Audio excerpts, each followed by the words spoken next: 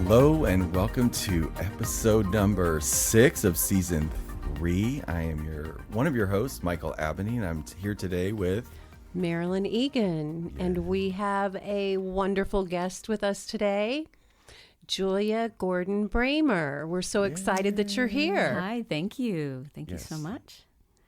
So tell us a little bit about you, Julia. Okay, well, I am a professional tarot card reader. I've been reading cards for 40 years, about a decade professionally, not 40 professionally, but started when I was 16, so you can do the math. I'm also an author and scholar of the poet Sylvia Plath, and all of that, surprisingly, kind of touches into mysticism in ways that most people aren't aware of, especially regarding the Plath work, which I'll talk about. Yes, actually, why don't we start with that? Why don't you tell us of how you got connected to her work and how it works with you? Sure. Okay. Well, I've been reading Plath since I was a teenager, which at 16 was the age that I started using tarot and actually started having premonitions. It was all around the same time. And, coincidence? I don't know. Not sure I believe in coincidence anymore. No. How about synchronicity? Right. Yeah. We'll say that.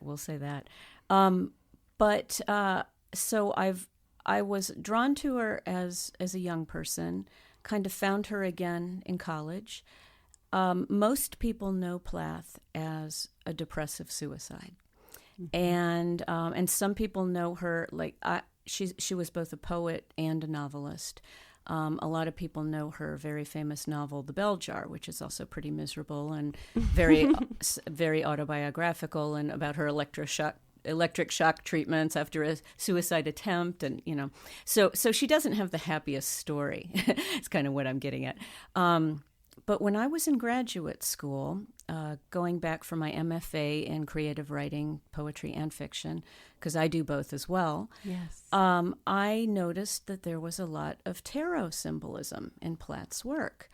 And I brought it to the attention of my professor, and I said, Dr. Schreiner, what's the deal? This is clearly the Empress and the Lovers and just pointing out different cards that to me it was screamingly apparent. And he said, I don't know what the heck you're talking about. And he said, why don't you look into this, make it your semester end project? And, and I was like, great. And I was excited, and I thought that would be the end of it. Well, it kind of became my life's work. So what I came to find out was Plath herself was heavily into mysticism. She had her own tarot deck, which she kept on her desk when she wrote. She has been photographed with crystal balls. She has done automatic writing. She has done Kundalini yoga. She has done all kinds of meditations and astrology and astronomy.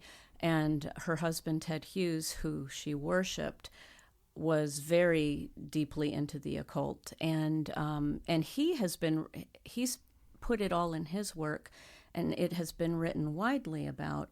But nobody saw it. Nobody thought to look in Sylvia Plath's work for it. And I just find it so interesting, especially, I listened to your program about the shift, and it is such an interesting time for me with this work because, there's sort of this rise of new femininity and doing away with the old kind of paternalistic mindsets and that makes so much sense with her because she has been held in this very narrow viewpoint of misery, Yes. And the woman who was her husband was a philanderer. We know this to be a fact. So she's been seen only as angry and bitter and suicidal, and yes, she died when she was 30. She died almost exactly 9 months before I was born in 1963. We have, Sylvia and I have some weird coincidences in our lives. She lost her father when he was 8. Her father had lost his left leg. My grandfather died when I was 8, and he had lost his left leg. Oh. My grandmother's name was Sylvia.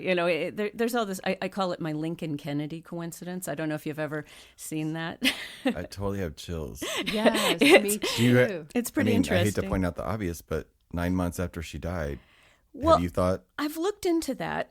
And, there really isn't, outside of that being the gestation period, it isn't really a point of reincarnation in most religions anyway. But, and I don't really think I'm her, but I do think she's helping me. Because. How about a thread? Yeah. That's what I'm feeling. Mm-hmm. Yeah, we have a connection. There's a connection. Yes, a connection. I didn't necessarily get the reincarnation thing, but it was it was on point with the 9 months. What I came to learn is that for the last 50-some years, everybody has misunderstood her work. And they've been reading it only in this sort of very high, superficial level view of, autobiography. And there's some of that, but it is deep. And what she did in her words, she was a genius's genius. And she made a single set of words do, I found a minimum of 6 different jobs. In the same poem, you can read and interpret 6 different ways, and she did this 40 times across her work Ariel, which is what I was studying for my graduate thing. So what pops into my mind about that is maybe the time period and how women were viewed in general in society. And instead of seeing one perspective, they tended to see that one. How do you feel about that and everything you've studied? Oh, absolutely. And it's interesting because I have been through the ringer with academia. And they don't want to hear this. And they've, pretty much they just ignore me or laugh at me. But I've published a lot of papers, and I've published 3 books on this now. And I've got a lot more books that are in various stages of completion, and it's just a matter of getting them out around the day job of being a professional tarot card reader. Yes. But it's my most important work, and I'm not exactly sure. If you had told me when I started this back in 2007, I guess I started the Plath work, if you had said what I would be up against and how I would be maligned, and just the actual financial expense, the time expense, the emotional drain, I'm not sure I would have said, no way, I'm not signing on to do that. And yet I can't help myself, because I do feel like I was chosen. And when I've been stuck, I just ask her for help. And I wake up in the middle of the night and I had it in a dream. Or there was one time I was actually told, literally, like audibly, I had an incident where I came up against a set of words that correlated very strongly to something Aleister Crowley wrote, and his it was like a prayer, and it was really dark. It was like to the great beast 666, creepy stuff. And I was like, in that moment, I didn't know that I wanted to even pursue this anymore. I thought, was she in dark stuff? I'm not going there. That's, I have this Christian background. I'm a nice girl. and it really disturbed me. And I went to bed that night troubled, like, I don't even know if I want to do this. And I heard her voice, which I know because I've heard her in recordings very many times. And she said, plain as day, very loud, move through. And I jerked awake, and I was like, oh my goodness. And so I thought, okay, I'll finish this poem. I'll go to the next. And then it made perfect sense, because she wrote her poems in the book Ariel to align with the major arcana. Actually with the entire tarot, but the poems that I was working on was the major arcana poems. And I was in number 14, which was temperance. And there was a lot of kind of build up to number 15, which is the devil card. And so she was paying homage, kind of, to the devil. I mean, not in a worshipful way, Yes. but it's part of the process. The devil is part of the journey, you know. Yes, and the growth. Exactly. And when she said move through it, it wasn't ignore it. It wasn't jump over it. And it wasn't stay there either. Right. It wasn't stay there. It was just acknowledge and move through. Yeah. Wow. So yeah, it taught me a lot just in my own fears that come up and preconception and just things I didn't know I was so Christian, honestly, until that moment. Yeah. So but I've learned so much.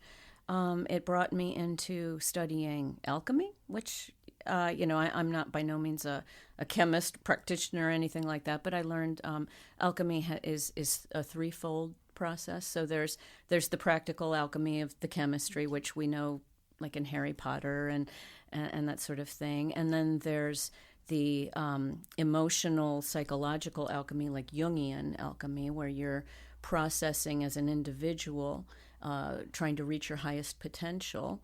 And then there's the spiritual alchemy of attaining your God self, and that's the gold state, of course, that we're all trying to rise from lead to gold. I didn't know any of this stuff until Plath. Why did you say lead to gold? Lead, as in the base metal, lead, the dirty, that's Heavy. what the alchemists have. Yeah, that's the symbol. When I grew up in the country, I grew up in the country. My dad worked for a lead mine. Oh, interesting. Like I grew up literally on top of the And look world's at you. largest veins of lead known in the planet. Oh, and now you're They're like a gold. mile wide and a mile high, or mile tube in the earth, and that's what they all dug it out. But we don't use lead anymore for hardly anything except for batteries. But Right. Yeah. I had a hit when you said that, like lead to gold. There's your book, Michael. That's what I heard. Right. That was the name of my book, Lead Nice. to Gold. Nice. Thank you. I'll You're, have to read it. you're very welcome. We're doing readings already. Like, so we had talked, like, when we reached out, we had communicated right at the very beginning of the season about this. And so I'm completely fascinated with, and since the time that I talked to you, I found this on YouTube. This lady, her channel's called Rosology, and she's just got like 4 piles of cards, and like which one, she has a different question. And then you pick one that you want, that is yours, and then she goes to it and does that reading. So it's either 1, 2, or 3, or 4. I think she's got 4 different piles. And I never really was interested after we had talked, and then I found that, and I did one of them, and it was the most on point Really? Nice. experience. And I'm like, it provided a huge, like, wind beneath your wings sort of feeling, like, oh, yes. So I saw value, like a new way. I just never really looked at tarot as, I guess I just had the belief of, like, what most people think of, like, tarot, like, in the world, Madame like Cleo. Yeah. Yes. Yeah. And that comes from, I grew up in a Christian home, and that was a no-no. That was the devil. Sure. So like, it's interesting. I know now that's not true, but like, it's just from your experience coming through, like what you deal with. Yeah. From doing it, you said 40 years now to now, like, what is that arc like for you? Yeah. Well, I do think that my Plath work made me an infinitely better tarot card reader, because by understanding her expansion, I learned what Kabbalah was, which, if you've ever talked about Kabbalah here, would you like me to give a high level kind of? Yeah, because we've summary? never talked about it.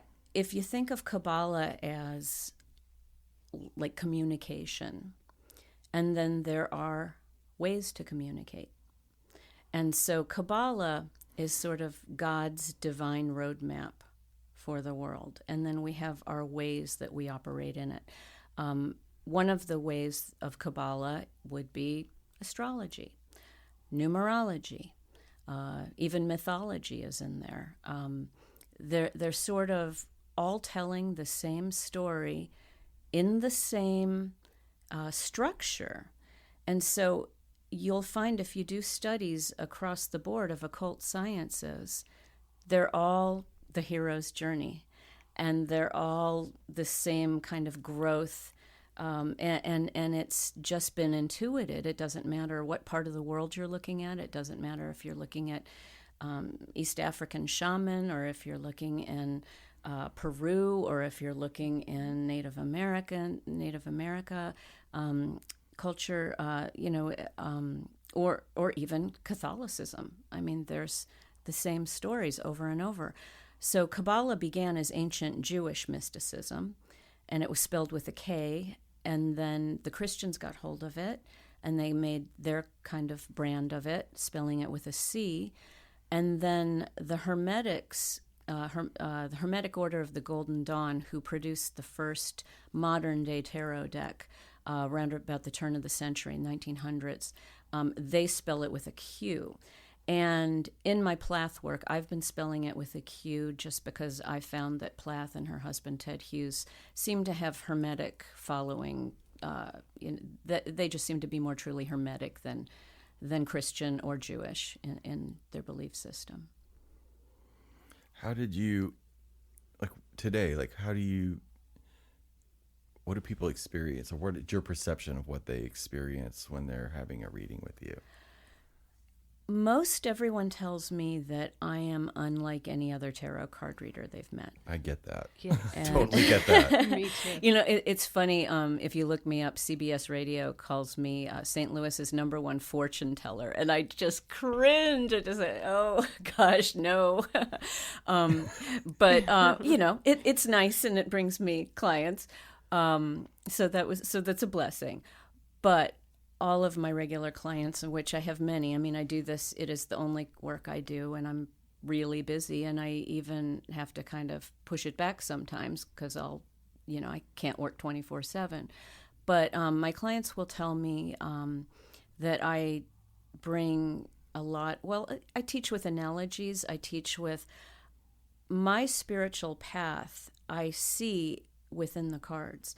And so I might look at a card and be triggered by something from like A Course in Miracles, which I've studied, or even something from the Bible, from Sunday school. I just relate. I'm a regular in a Buddhist women's group that I participate in every Thursday morning. I was there today, just reading a lot in general. Working with people like Marilyn and her Sacred Circle, which I've just joined. I get information, I get teachings, and I almost always just find a way to share them through the tarot. So if I'm reading for you, Michael, there's a real good chance that a card will come up and it'll just trigger something for me, and I'll just, Michael needs to know about this.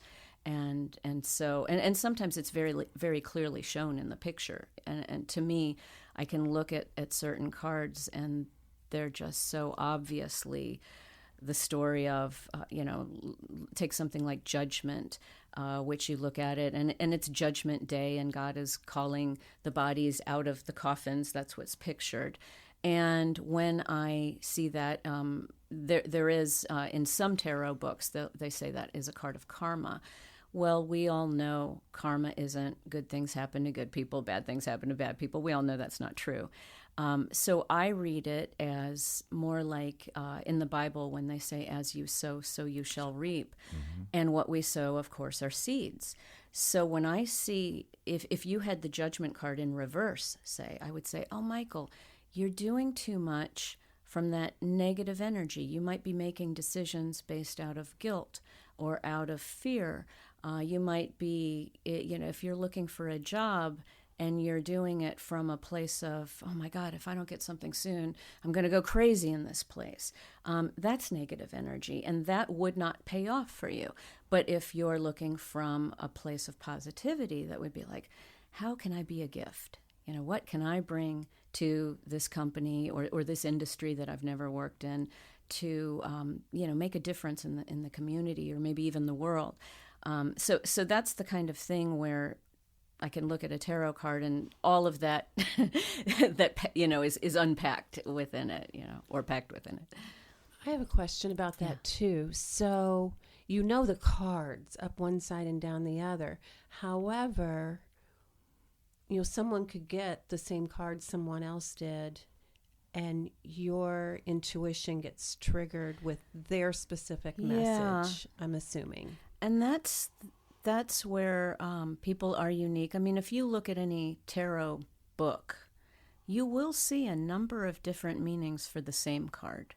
You can look at the Hermit, and sometimes he's an old man, and sometimes he is just about being alone, and sometimes he's more about wisdom and teaching, and sometimes he's the student, and sometimes he's the trailblazer, and it's all there, and it's all kind of in the picture, but that's where the intuition is connecting with the other person. Perfect. That's what I love. And that's probably why about people that. say that about you, is that you bring more than a card reading. Yeah. So I always tell my new clients, I say, I believe I can read your cards because we're connected just by being alive. I call that life force God.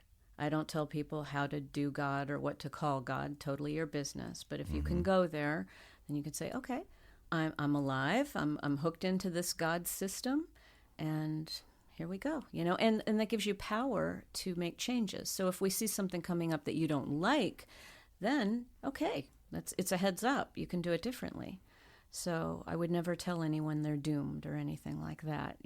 There are options always. Because you're bringing awareness to something via that tool. Yeah. Right? Yeah. And I'm trying also, we obviously can't change the past, but we can find new meaning in the past. And we can find gifts in things that were hard, and maybe even, we might not want to do it again, but... Right. Well, and that's something that we've talked about before, is that those challenges, those really difficult times in our life, if we look for it, there's beauty in it. And I think that's what you're saying, is helping to show people the beauty and the gifts that came from those challenges and those hard times. And that's huge. That's a huge gift to give someone. Yeah. So it's important work, I think. And and I know I've changed a lot of lives because I get a lot of wonderful calls and letters, and so I never set out to be a professional tarot card reader. It just kind of happened, and I was teaching for a little while, and it just got ridiculous because I was actually losing money as a teacher, sad but true, and the tarot, just the demand kept going on, and so I guess it was in about 2009, I said, okay, I'll totally, I stopped doing other work and did it entirely professionally. Another gift I see in you is your ability to come into a reading in neutrality. Yeah. Like, you have no judgment, you have no preconceived ideas, and you just come into it with the cards and your mind clear, and you tell them what they need to hear. Well, I don't shy away from my past. I tell everyone I have no judgment, because if I haven't done it, I've seen it. Right. And I have a history. I was a teenage alcoholic, which I actually have a theory on that as I've gotten older and met other psychics and just very sensitive people. I think a lot of us, the world will tell you you're too sensitive or oversensitive, and it's a way to cope. Yes. And way to numb out your pain, and you don't have to go there, and you can try to feel normal. But I got clean and sober when I found out I was pregnant with my first son. I was 22 at that time, so I haven't had a drop of alcohol in all that time. Yay. And or illicit drugs. Yeah. So So yeah, and I don't judge, and I have seen a lot and felt a lot, and if it hasn't been my personal experience, I mean, my ex-husband used to joke and say that back in the days when Oprah was on in the 80s, he'd say, "You have had every problem on Oprah with the exception of not knowing your sexual orientation." And you know, and that was kind of true, you know, and as far as that goes, I've got really good friends, you know, and Exactly. so I can feel it all. Truly an empath, I think, and so I think people do feel heard and understood in a way that I'm not just telling them stuff about themselves. Right. Yeah. Right. Well, I love that because you're also seeing the challenges you went through as a gift for you and the beauty in your life now. Right. So, yeah. yay. I'm currently reading an old book, Viktor Frankl's Man's Search for Meaning. And Frankl was a Jew in Auschwitz, and I think there was another concentration camp he was in also. But you know, he lost everybody and everything for a time, and he built this whole philosophy that he calls logotherapy, and it's basically finding meaning in everything. And which is different from purpose. Like purpose seems very goal-oriented and driven, and meaning is sort of just, there's an acceptance in meaning and just understanding it's part of this big story, this tapestry we're all threads in. Yes. So, yeah. Beautiful. So I have a question. Yeah. So everything in this podcast is about living life consciously. That's the whole premise of everything that we do. Mm-hmm. It's kind of like, and sometimes we set out with an outline of what we want it to be, but we just let go and it just emerges. Yeah. So it's so cool that this season so far has been a lot of like different types of people who read energy at different modalities, and it's all connecting us back to ourselves. Mm-hmm. Yes. So like if you're doing a reading and somebody connects with something and they know that there's no way that you could have known that activates that in with themselves and helps them to trust. Sure. Mm-hmm. So I just saw that while you were talking. So that's something that I never pieced together. So thank you for allowing me to see that. Sure. But if somebody's listening to this and this is something that they want to explore, there are obviously all people listen to us. We're not in a lot of countries, so people are listening to us all over. So how would they go about trying to find somebody like you that was at your level? Is there something that they can look for? Is there, or some sort of knowledge that you can share about the system, the tarot system, and how you read, that would give them insight on connecting with the right person for themselves? Yeah. For the record, I do read for people all over the world. Oh, that's right. You could do it anywhere. Because we're such a global community now with things like Zoom and Skype and FaceTime, and so juggling time zones can be a nightmare. But I'll get up early for someone in Africa, or and I do on occasion. I've read for people in Hong Kong and Africa, and I have a regular client in Germany and Australia, so it's all over. But in finding somebody to work with, I think we are called to them. You know, the teacher will appear when the student's ready. Marilyn, I think you're kind of one of those people to me. Yes. So I definitely regard you as a mentor, and I learned so much from you. And with my sessions from Marilyn, I almost always have the big epiphany, whatever it is, and even life-changing kind of things that, sometimes I know it when I'm on her table, sometimes I know it as I'm leaving, sometimes it's the next morning. But so you're a powerful medicine man. woman. Well, thank you. That's great to hear. But it's like you, when you do your readings, I do my part, you do your part, and we just facilitate the energy. And like you said, we're drawn to each other for a reason. The people who are drawn to you are drawn to you for a reason. So you can be that conduit. Yeah. I think we serve as conduits. And that's a beautiful way of explaining that. Yeah. So. Something I've noticed in my work, my life lately, I was talking before the program with Marilyn about the program about the shift and how big into the shift I am right now. And in this last year or so, certain people are falling away. Certain people, sometimes I was hurt by it. Sometimes I consciously nope, I don't want anything to do with that energy.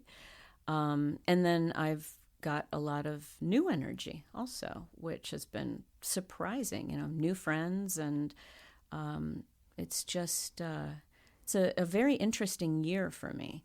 I kind of took this year off. I felt quite defeated about the whole writing and academia end of my Plath work. And I sort of just said, I need a break for a while.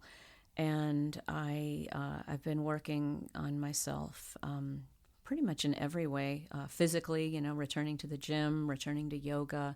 I've tripled my meditation time, just doing a lot more reading, a lot more studying, and feeling like there's a lot of different growth that maybe I didn't have time for a while. So hopefully Sylvia is cheering me on and not forgiving me, or not being angry with me for taking a year off of working on her stuff. But I'm getting back to that very soon. And I forget where I was going with that, but it's we are definitely drawn to some people, and it's just clearly for a reason, and it's all set up. And I don't think we have to look for it. I think it just happens. Just happens. Yeah. And I think your year off was also, which we've kind of talked about this before, that we're kind of preparing for what's coming in the future. We don't really know what that is, but when we feel drawn to take time off and rest, we'd better do that to serve us and everyone we work with. Yeah. So as a tarot card reader, something I've said even on some news programs that I've been interviewed for in the past, I always say, love him or hate him, Donald Trump is in total alignment with this transformation, with this shift that we're in. When the Mayan calendar ended in December 2012, the tarot is also in line with that. And so that's the Tower phase. The Tower phase began at that time, and they say that this change from the old age of Pisces, the warring paternalistic age, to the new age of Aquarius, the age of love and motherhood and sisterhood and more feminine energy.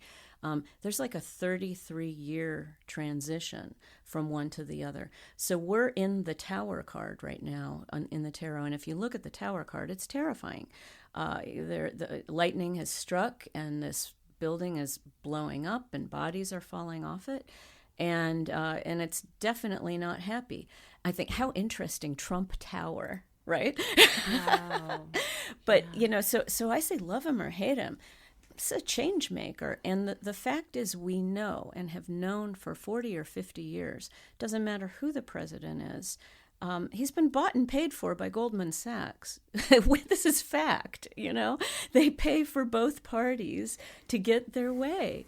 And so this is different. Yeah. It's making us look at the whole different. system instead of the red or blue, which one you're going to go with this time, like the binary choice that we've all have. Right. And just because, that death rattle, those last holdouts for the old way, I mean, we're seeing it today with all this big division, I think, between people. And, the Democrats, the Republicans, everybody's hateful right now, and I sure don't want to be a part of that. I'm trying not to get sucked into it, but I think it's wanting the old ways. It's wanting to do what was familiar, what we knew, right? Instead of what's really coming, exactly, and here, which is going to be different. So normally, after the Tower card, do you normally see a more uplifting, higher vibration? If that was happening through? Then, and that was a tarot, I never associated tarot cards with time. I didn't either, but that's right. interesting. See, I associate everything I apply to tarot. That's why you're here. Yeah. So the card that precedes the Tower is the Star, which is the beautiful maiden at the water, and it is ushering in the age of Aquarius. So when's that one getting here? Well, whatever our math is, it'll be roughly 33 years from 2012 to. So we are truly, what the old Chinese curse, may you live in interesting times. We got them. We've got the most interesting times, maybe, to watch one age go into the next, and yes, we'll be old. Maybe we won't be here to see it. I sure hope so. I intend to. I had a vision not that long ago, maybe about 10 years ago. I saw myself in a wheelchair, and I was older than dirt. And my two sons were standing beside me, and they were old men. And I knew in that moment I'm going to be 100 or more. Yes. So I'm sticking with that. Yeah. I think that as time goes on, we're going to be able to live longer if we choose to, in a healthy way. Mm-hmm. So, and that could be part of the reason. I don't really know. We don't really know exactly how it's going to look, but I do believe that star time is coming, and I'd like to be here to see it too. Yes. Yeah. But it still shifts gradually towards that, correct? Okay, so yes. I mean, literally as we speak now, like in this moment, I feel it. I feel it too. Like So I told Marilyn this before we started. I have been seeing doctors at the Dizziness and Balance Institute because I am shifting so bad. I mean, it's really becoming a problem in my life. Now, I did damage my inner ear in this summer on an airplane ride with the cabin pressure, and I had a cold, and it all pow. But we were having a laugh about real interesting timing, because my world is literally shifting all the time, and it's weird. It's a weird feeling, and I don't believe in coincidences. No. So. Yes. But I was It's referring to the quickly. entire world. Like it was when I heard that little Greta girl, the Greta Thunberg. Yes. Yeah. I've been practicing her name. You're like the Yes. third I'm person gonna meet today you. who's mentioned her to me. She's complete. Yes. One girl, one 16-year-old girl. One Stirred up ferocious. the world. That one speech when she said, "How dare you?" Something flipped in me, because who she was being in that moment, I felt like I was called to be that about waking up. Yeah. Like, this is a no shit moment. Like, Right. seriously. Right. Like, we have to, I don't want to pussyfoot around about that anymore. Like, it's just, or tiptoe around it, like, it's just, if somebody, it just woke something up in me, and it felt that shift. And then right after that, the whole thing that we're experiencing now in the political situation, like, that I feel is different now, because I had resigned myself. Like, this is not going to change. Yeah. But I felt something different this time. Yeah. Like, it was internal. It's connect. I can't put my finger on it, but I'm seeing like these little grass shoots come out of like, it's just time to be okay with, kids, you've been looking at an illusion. Like, this isn't real. Yeah. Yeah. Like, we don't have to keep talking about the physical anymore.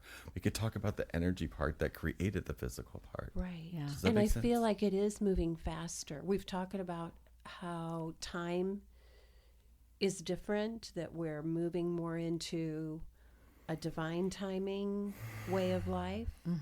So we really don't know if it's going to be 33 years or if it's going to be way less than that. We don't really know because time is changing also. And I tell you this in week, our life, in our daily life. All this week, I'm sitting here, but my mind is like, it's Saturday. I'm always 2 days ahead. This entire week, I've been 2 days ahead. I have to stop and think every single day, what day of the week is this? Yeah. And what time of day is it? I keep thinking I'm missing an appointment. I'm sitting like, oh, that's not till 2 days from now. Like, but it's something is globally, because I get connected to it and I sense it. And I find my grandchildren are in that divine timing all the time. Nice. Which, like I said, is difficult when you have to meet the bus. But in every other part of life, it's really a beautiful thing that they can move in that way. Yeah. And connect to time in that way. So, but we've been in this game for a minute, all of us, been experiencing this world for quite some time. But people that haven't, I know that they're going through the same experience, but just with a whole lot of fear around it. Right. That's natural. Yeah. But from your perspective, and this would be a great way to kind of wind down for today, is from your perspective, if somebody is starting to wake up, because I know how powerful it is to have a validation in a reading situation. Sure. Because it does click and it almost instills a new level of confidence. It takes away the lostness feeling and creates a little bit of clarity and stability for somebody. So when I just have sympathy or compassion for people that haven't had the blessing or experience that I've had, understanding energy and how it works, because I love my life now. I love it. Yeah. And we're in the middle of all this chaos. Yeah. But Isn't that something? I feel more empowered. I feel more clear. Marilyn and I have talked about how powerful it is and how we want to be ready for anybody that needs anything as they shift through, because I know how incredibly fearful that could be. Yeah. And then what that experience would do to another human soul that didn't quite know yet. Sure. So another reason why we have this podcast is a platform to talk about these types of things. But from your perspective, I'm just really curious about somebody waking up and how you see what you do and all the people around the world that do what you do, because there's many of them. I feel it.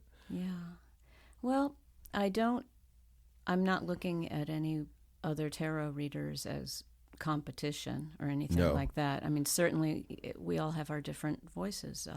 You wouldn't want just one kind of, one musician in the world. What a drag that would be, right? Correct. And so we all have our different messages and gifts to bring. And I encourage a lot of my clients who feel drawn to the tarot, start reading themselves. I think it's a little tough. You do recommend that? Oh, sure. I think it's tough to read for yourself. I mean, but learn the cards. How would they do that? There are a number of books that I usually do recommend. I mean, I learned initially from what they call the little LWBs, the little white booklets that they put in the box, and when you buy a tarot deck. And I always thought that is the best to learn from, because it pushes you to trust your intuition. It's not going to give you a lot of extra. And I learned real quick about how much story is told in the pictures. And so if you've got a good beginning deck, which I think Universal Weight, Rider Weight, that's like the best beginning deck, you fly with that and your little LWB. But if you want to read more into it, a really good book, which is out of print right now, but you can find a lot of used copies, is called Understanding the Tarot by Jane Lyle, Lyle.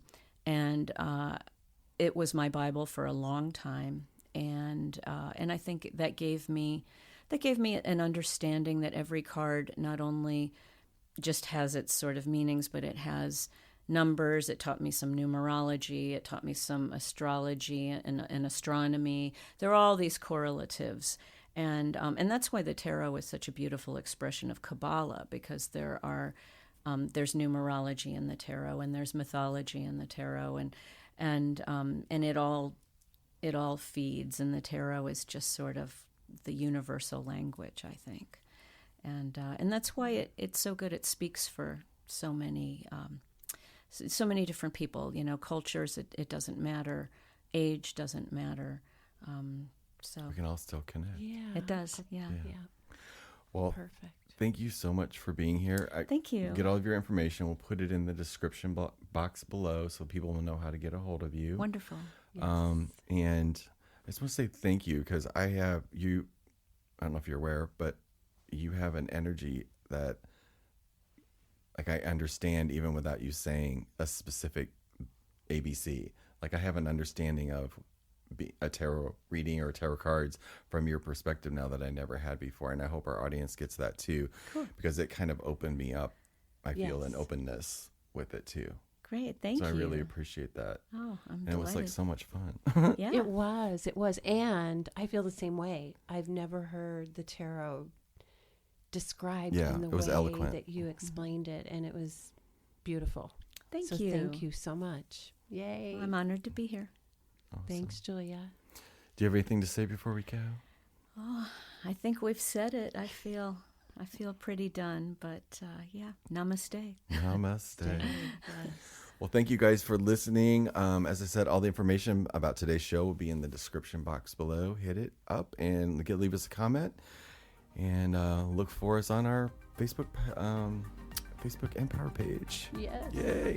Talk to you guys soon. Have a really great day. Thank you. Thank Bye. you.